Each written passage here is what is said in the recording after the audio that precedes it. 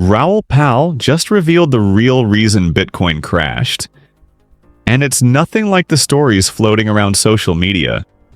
For weeks, people have blamed manipulation, ETF outflows, weak demand, or the end of the cycle. But according to Raoul, everyone is looking in the wrong direction. The real answer isn't hidden in price patterns.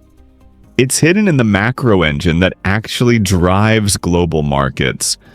Raoul explains that the current Bitcoin pullback looks almost identical to the corrections we saw between mid-2024 and mid-2025. Back then, investors panicked just as aggressively, convinced the bull run had died. But history shows those phases ended the same way, a sharp reversal that caught almost everyone by surprise.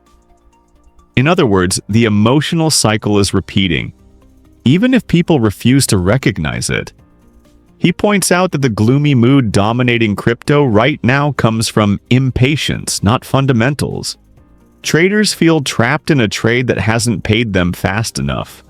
They lash out, declare the cycle dead, and blame analysts for not predicting exact dates. Raoul says this frustration is actually a signal. Extreme negativity has always shown up near major turning points. In fact, the crowd is now so pessimistic that fear levels have dropped to levels last seen during the 2022 meltdown. But here's where Raoul flips the entire conversation. The crash wasn't caused by a broken cycle. It was triggered by debt.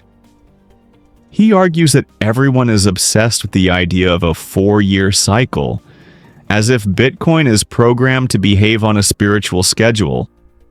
But markets don't move because of mystical timing. They move because of liquidity, interest rate dynamics, and how debt maturities are structured. This is the heartbeat of every major asset, including Bitcoin.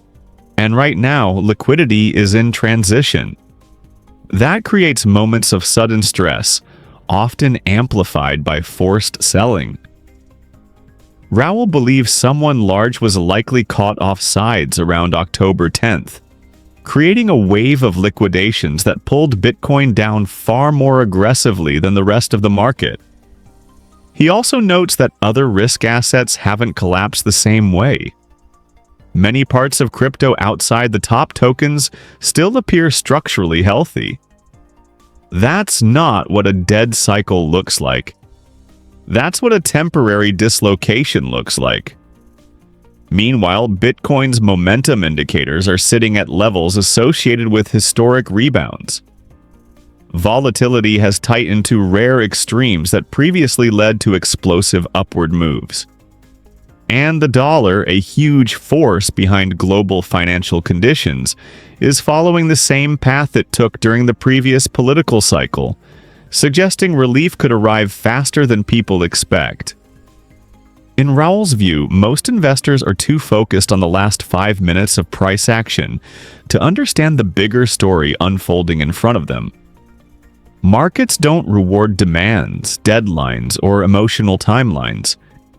They reward those who adapt to liquidity cycles and understand that fear itself is often the loudest bottom signal. So the real question isn't, is the cycle dead?